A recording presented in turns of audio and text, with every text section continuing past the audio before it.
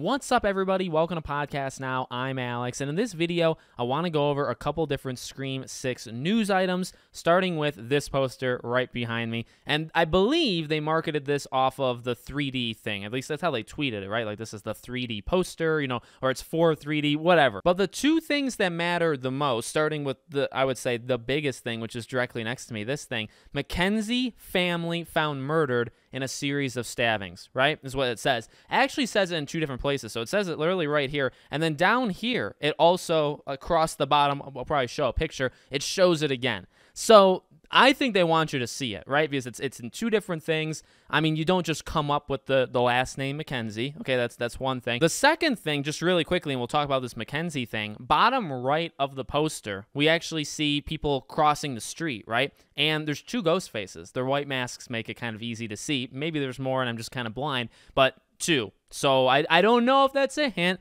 I don't know if you're supposed to read into that at all, but that is something else that I found kind of interesting in this poster. But the Mackenzie family. So, I mean, there's a couple parts to that, right? So number one, Mackenzie. So we have to go to Liv. And when we go to Liv, what's the first thing that we think of? Well, the first thing that I think of, selfishly, is those comparisons to Samara, right? When Samara Weaving was first cast, the thought is, well, she looks kind of similar. It wouldn't shock me if she was a sister of Liv. And now we see them, a Mackenzie. Now, the thing, though, is, right, Mackenzie family. So to me, that it has to be more than one. It has to be at least two. So who else in this movie has the last name Mackenzie?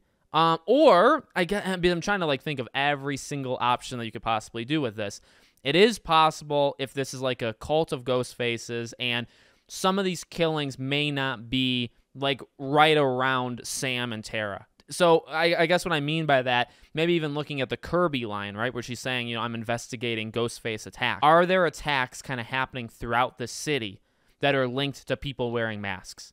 And are they being arrested, right? Because at the end of the day, you're going to need 1 to 3 of them as the main killers. There's 1 to 3 of them, let's just say, that are like the pros, the experts. They're actually out to attack Gale. They're going after Sam and Tara, Anika, Mindy, all you know what I mean?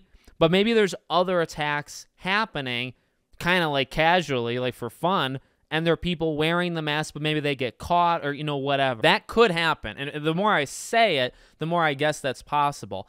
However, when you have that as your headline, it's something that, again, is in this poster, two different, I got to go over here, not over here. When it's in your poster more than once, you got to focus in on it a little bit and say, well, okay, somebody's got to be a Mackenzie. So Samara's character, Laura, right, doesn't have a last name as far as I'm aware. In fact, a lot of these characters, I think the new characters, a lot of them don't have last names. And if they do have last names, I guess some of them are pretty locked in, I think Quinn Bailey and then Detective Bailey for Dermot Mulroney's character. I think some of those are locked in, but Ethan, right? I believe it's Ethan. I hope so, right? Jack Champion's character, don't think he has a last name. Jason, Tony Revolori's character, he doesn't have a last name. Laura, Samara Weaving, doesn't have a last name. So are these characters connected? Now, here's the thing, though. I never would think that Jason and Laura are related. And I guess the reason why I say them, maybe Anika, right? I'm trying to think of people that would be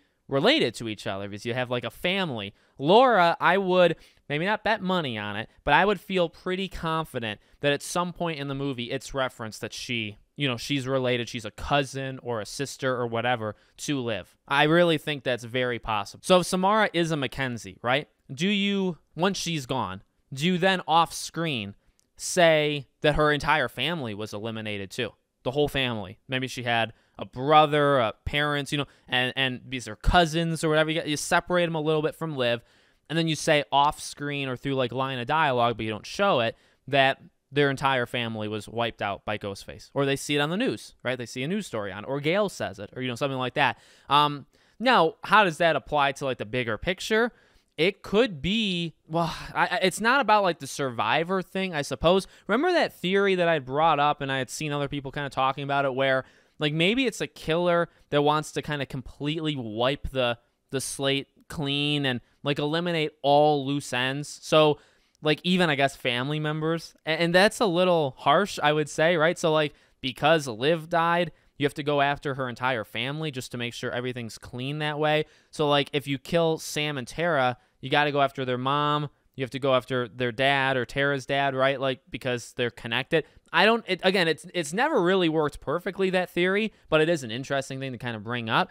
I don't know what the significance of why it's that, but you don't just do that, right? We've heard the Mackenzies in Scream 1, Liv being tied to it. I do think there's kind of meaning there. So you can let me know what you think of that in the comments. I want to talk about one other small news story, and that's the projections for the money for the box office for Scream 6, and that it's roughly around the exact same as Scream 5. I don't think that's horrible. I don't think that's amazing. I think I've said it before, like, if 6 just makes as much as 5, I think it's totally good, right? Because when you have a movie that's 35, then 40-ish million, now for this one, right? I think the last one was like 30 or 35, this one's like 40 million. Like, if you get 140, if you get 150, you got to think about marketing too, right? So, like, say the movie's 40 million, maybe you double it, maybe you do a little bit less than doubling it. You need to make probably 60 to 80 million to, like, literally come out, you know, empty, like you made your money back, but that's it. If the movie makes 120, 130, 140 million, it's going to do just fine. We'll get a 7. I guess it would be a little surprising, or it is a little surprising, I guess, to me, that it is the exact, like, same-ish area. Could be because of competition. I have talked about that John Wick stuff. Mario comes out right after that as well. So Scream 6 has a couple extra benefits that 5 didn't have, namely, in at least my opinion, it looks even better. It looks much, much better than 5.